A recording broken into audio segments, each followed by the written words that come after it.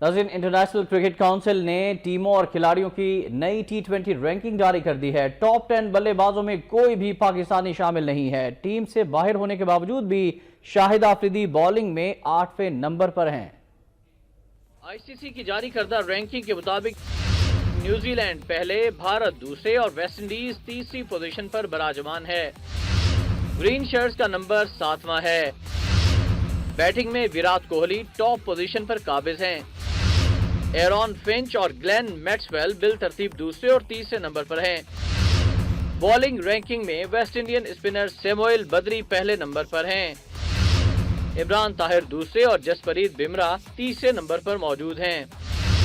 शाहिद आफरीदी का नंबर 8वां है। श्रीलंका के खिलाफ सीरीज में लाजवाब परफॉर्मेंस पर ग्लेन मैक्सवेल बेहतरीन ऑलराउंडर बन गए हैं। शाहिद आफरीदी की दूसरी और बांग्लादेशी खिलाड़ी शकीब उल हसन की तीसरी पोजीशन है।